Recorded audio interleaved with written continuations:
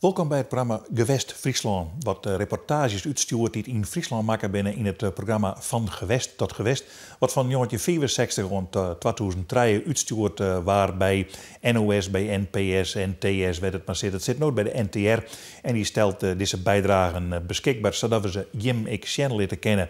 En zo komen we in Friesland te landen. Ik onderhand van Johan van der Zee, die het jaren en jarenlang programmamaker bij Van Gewest tot Gewest had.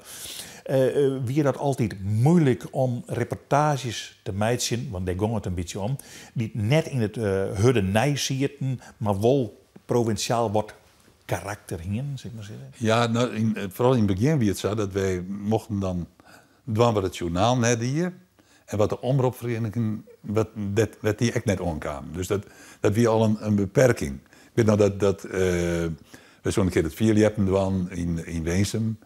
Maar dat mocht net, want het was claimed door de AVRO. En op het laatste moment kwam de AVRO net, daar ben we toch nog in.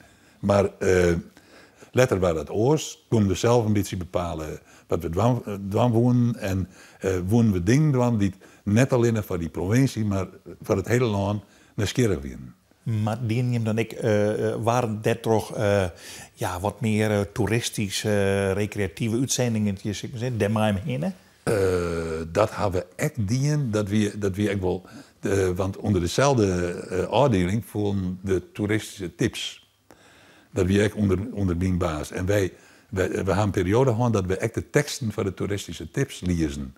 En daar hebben we wel zin in opstaan komen. Op het ene moment maken we een reportage over het te volle aan toeristen in een bepaald gebied. Ja, dingen maken over het beschrijven van het gebied om Jennewaard heen. En de andere moment erop smeken op om erheen te gaan. En dat werken doe ik wel. Want ik bedoel, als een reportage makkers, dan gaan stromen mensen in die begintijd erheen. De open stal, wie ik nou krijg in Oude Bekeer. Nou, daar staat nog een plakkaat na van gewestreportage. Hoge bezoekersaantallen. En zo gaat het altijd. Dus daar moesten we wel rekening mee houden. Want milieu begon echt een heel grotere rol te spelen. Ook in de reportages. Dus we hebben wij lezen die toeristische tips, die lezen we dan meer. Nou, laten we dat maar schetsen. En dan gaan we eerst even naar het toeristische verhaal. En dan stappen we op in 64 in Warkum.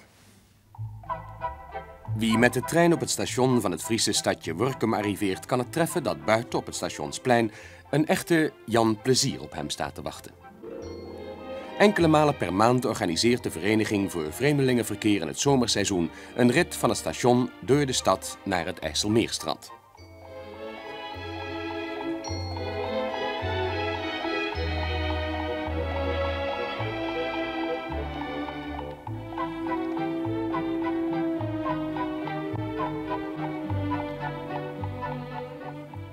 Vol goede verwachting beginnen de reizigers hun tocht met de Jan Plezier. De Goede Verwachting is ook de naam van de zuivelfabriek van Workum, de eerste bezienswaardigheid langs de weg. Dan gaat het de oude stad in, waar tientallen oude gevels het stadsbeeld sieren.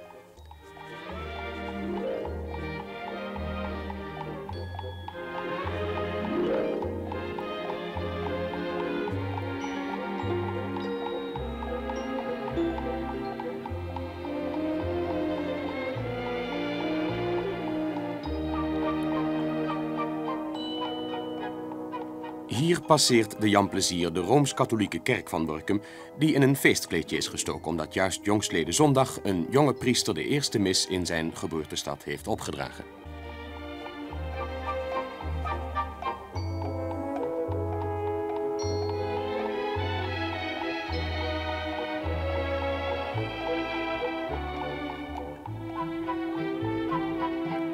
Een steen in de gevel van dit woonhuis herinnert aan de aardewerkindustrie die hier al lange jaren floreert. Workumer aardewerk, kunstig met de hand beschilderd, is nog steeds een gewild artikel.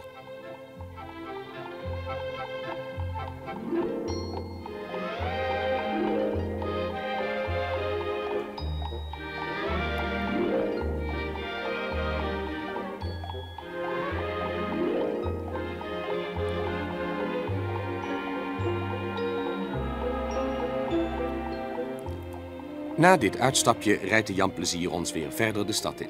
Onder meer langs dit oude pakhuis met een van de allerfraaiste gevels van Workum.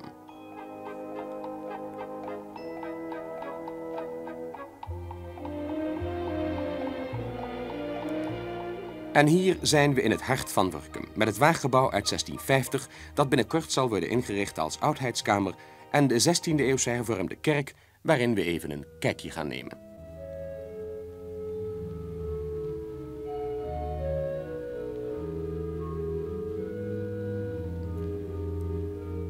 In het kerkgebouw trekt de fraaie preekstoel sterk de aandacht door het kunstige houtsnijwerk.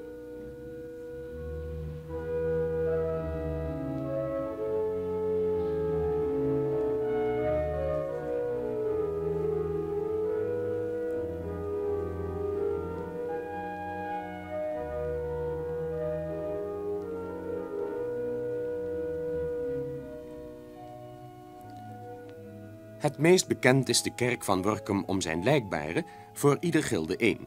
Hier de baar van het gilde der smeden.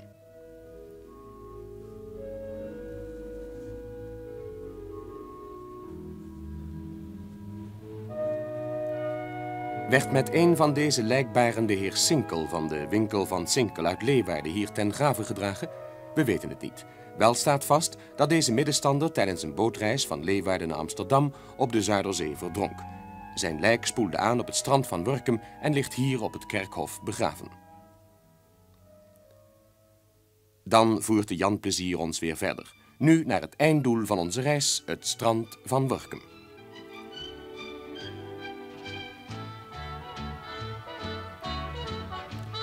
Als de laatste hindernis is weggenomen, kunnen we het strand ongemoeid betreden. De VVV van Workum heeft de laatste jaren alle moeite gedaan om het strand geschikt te maken voor een aangenaam verblijf van de gasten. Er is een paviljoen gebouwd en naast het IJsselmeer zijn andere gelegenheden voor allerlei vormen van watergenoegens aangelegd.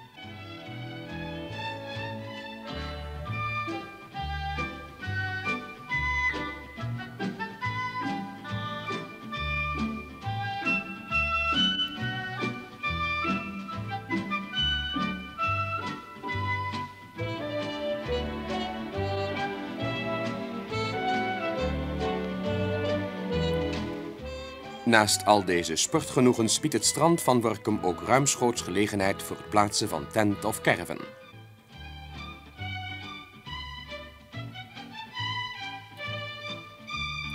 Dit valt in Workum allemaal te zien vanuit een Jan Plezier die bij tijd en wijle door het stadje en zijn omgeving trekt.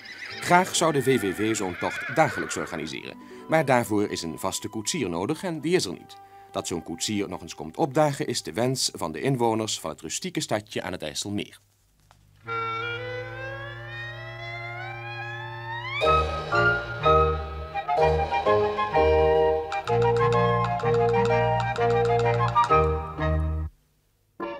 Veenwoude, een plaatsje behorende tot de gemeente Dantumadeel in Friesland, leeft het rustige leventje van zo menig dorpje daar in de streek tussen Leeuwarden en Groningen.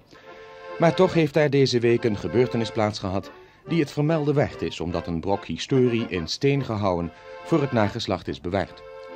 Omstreeks het jaar 1350 namelijk bouwde de familie Itzinga een sterkte die de naam kreeg Itzinga Goed. In 1426 kwam deze stins of stenen huis aan het Cisterciënserklooster Klaarkamp dat in 1520 ten gevolge van de reformatie werd gesloopt. De oude toren met muren van ruim 1 meter dik diende als schuilplaats en verdedigingswerk in tijden van gevaar. Met groot feestvertoon ging het moment gepaard waarop de gerestaureerde stins deze week in zijn oude luister werd hersteld.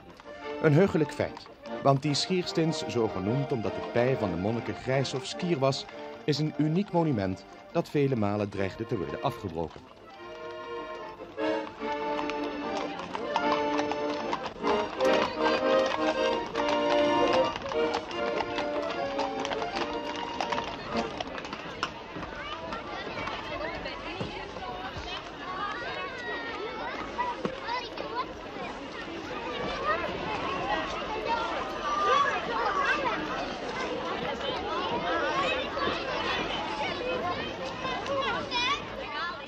Nu was er uit het grijze verleden een skiermonnik opkomen dagen die blijmoedig de sleutel overdroeg aan de heer De Jong, hoofd van het bureau Friesland van het ministerie van Cultuur, Recreatie en Maatschappelijk Werk.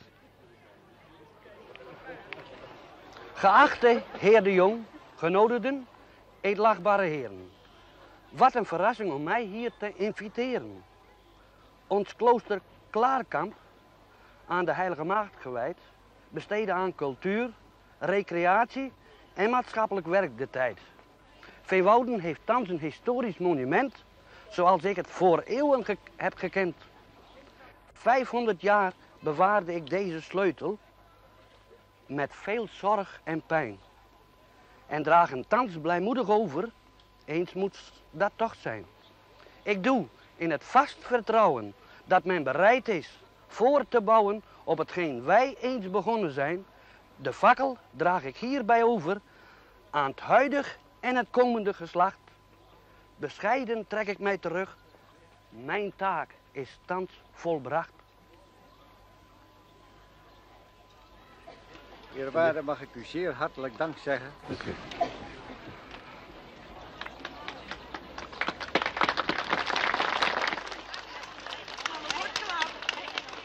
In het gebouw dat onder leiding van architect Baert uit Leeuwarden zo fraai is gerestaureerd, is thans door de Oudheidkamer d'Antumadeel een wapenverzameling aangelegd.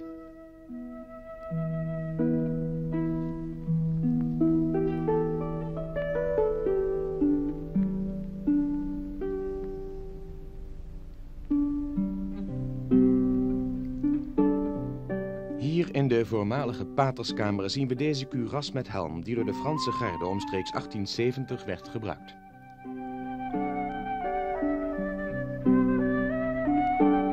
Ook Nederlandse legergeweren uit het midden van de vorige eeuw, infanteriesabels alsmede bajonetten maken deel uit van deze verzameling.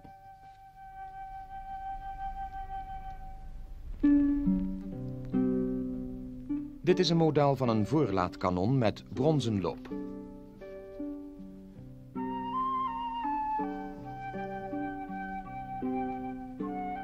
Bijzonder interessant ook is de collectie 19e-eeuwse vuursteenbatterijpistolen van Belgische makelij en Nederlandse legerrevolvers uit dezelfde tijd. Schilden als deze waren in de middeleeuwen een onmisbaar verdedigingswapen. Dit gegoten ijzeren schild dateert vermoedelijk uit 1700.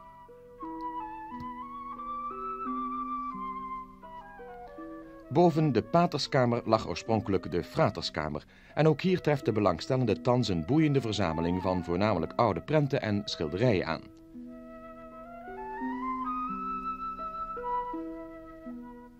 Beelden van de strijd tegen Napoleon.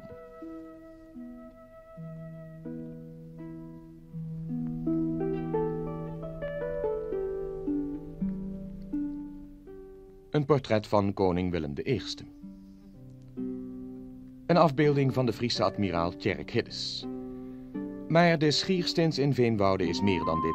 In de grote zaal van de bijgebouwen vergadert de gemeenteraad en kunnen huwelijken worden voltrokken in middeleeuwse sfeer. Dankzij de daadwerkelijke medewerking van Rijk en provincie is de Stins in Veenwouden een sieraad voor Friesland en geheel Nederland.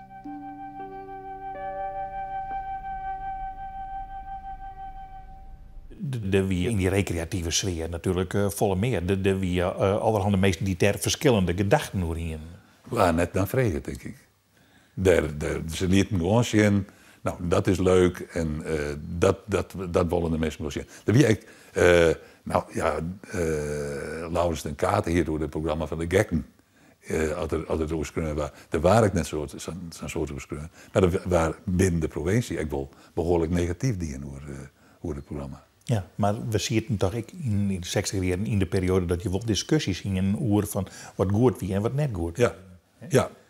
Maar daar hadden ze in die begintijd nooit wat aan doen. Nou, zullen we eens even we beginnen naar 1964, waarom datzelfde hier. En deze prachtige reportage zat die begint. Vanouds is de provincie Friesland bekend als het watersportgebied bij uitnemendheid. Het lage Friese land leent zich dan ook bijzonder goed om de wind in de zeilen te krijgen. Een vreemdeling die voor het eerst in Friesland komt, wordt het meest getroffen door de weidsheid van dit merengebied. Zomaar tussen lage weiden en groene rietkragen zwieren ranke boten heen en weer. Door de toenemende recreatie, waardoor ook de trek naar het water groter en groter is geworden, ontstaat in Friesland het probleem op welke wijze de watersporters, maar ook de zogenaamde oeverrecreanten, opgevangen moeten worden. Zal het karakter van de Friese meren veranderen, met andere woorden, zal de rust van de meren, de weidsheid, de vrijheid gaan verdwijnen door oeverbebouwing? Zullen zomerwoningen, bungalows, caravans, stranden de plaats innemen van het lage oeverland?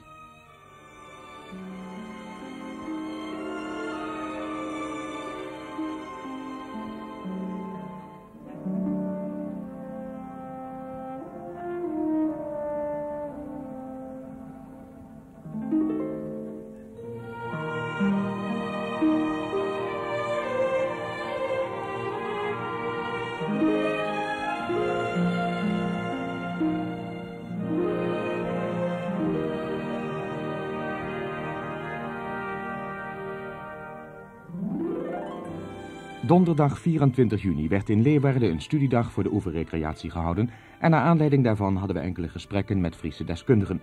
De voorzitter van de provinciale Friese VVV, de heer Hoekstra uit Sneek, zelf verwoed zeiler, gaf ons aan boord van zijn valkjacht Pas de Paniek zijn mening. We zijn op het ogenblik op het Pikmeer in Grauw. En het feit dat wij tot u spreken, dat komt omdat ik op de Friese Recreatiedag, welke deze week in Leeuwarden is gehouden, enige stellingen heb verkondigd omtrent de waterrecreatie in Friesland. Een van de punten die daarbij speciaal ter sprake kwamen was wel het feit of het zich hier in Friesland leent voor dag- en oeverrecreatie van die personen die zelf niet doen aan de watersport. Het zijn dus de personen die in het algemeen hun vertier zoeken aan het water door te kijken naar de scheepjes en die daar hun kinderen willen laten spelen en die zichzelf daar willen vertreden. Daarvoor lenen onze oevers zich in Friesland niet, omdat het hier in het algemeen veel te drassig is en te venig. Het is om deze reden dat ik de stelling heb verkondigd dat voor deze dag- en oeverrecreatie eigenlijk geen plaats is. En dat deze recreatie voor de personen die ik hier bedoel een grote teleurstelling oplevert. Alleen is deze recreatie mogelijk daar waar kunstmatige zandstranden worden aangelegd. En om dat overal te doen, daar ben ik juist op tegen. Ik zou deze kunstmatige zandstranden alleen daar willen hebben aan de binnenmeren, waar zulks als gevolg van openbare werken toevallig aanwezig is, zoals ter Harne. Er komt straks een grote weg door het Tjeukermeer te liggen, de verbinding Amsterdam naar Lemmer, Akkerum, Groningen, Leeuwarden. En daar zal dan een grote zandopspuiting kunnen komen, zodat aan het Tjeukermeer in de toekomst wel voor deze recreatie een groot terrein beschikbaar komt. Ik zou dan ook verder in Friesland deze werken niet willen aanleggen en ze juist willen concentreren bij het Tjeukermeer. Ook niet aan het Hegemeer, ondanks dat dat een zeer grote plas is. Maar de oevers van het Hegemeer zijn als verwant met de hoge golfslag kwetsbaar. En deze moet men laten in de toestand waarin ze thans verkeren en daar ook geen kunstwerken aanleggen.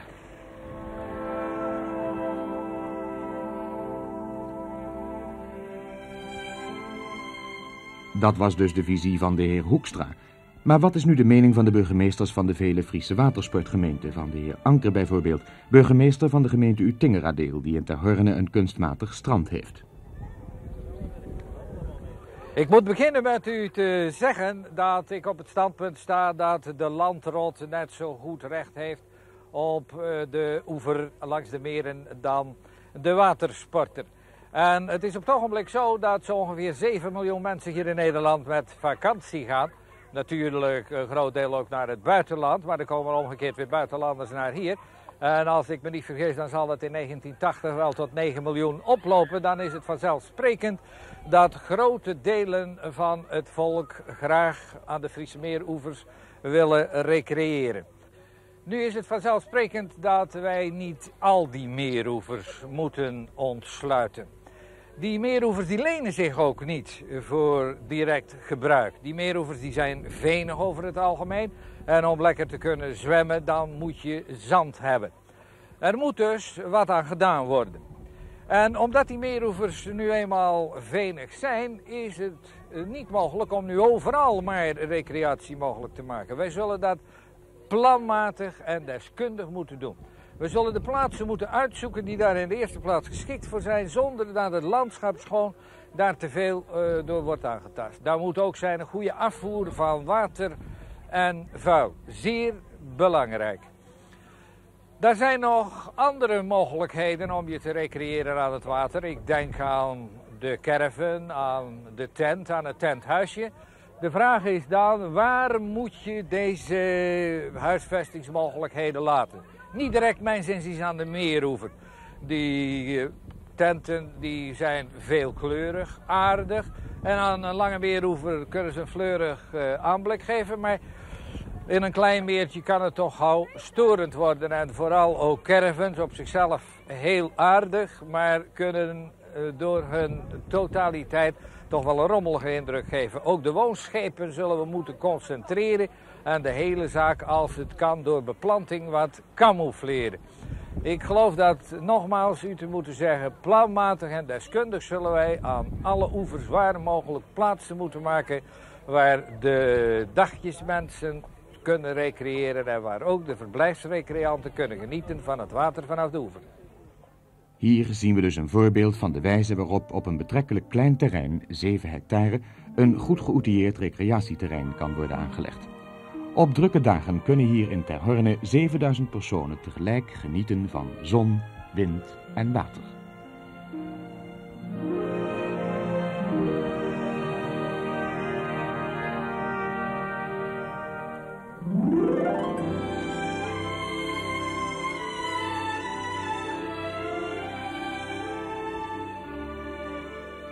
De heer Okma, lid van het college van gedeputeerde staten van Friesland, tevens voorzitter van de Friese Merengemeenschap, de zogenaamde Marekrieten, geeft in zijn werkkamer de visie van het provinciaal bestuur van Friesland.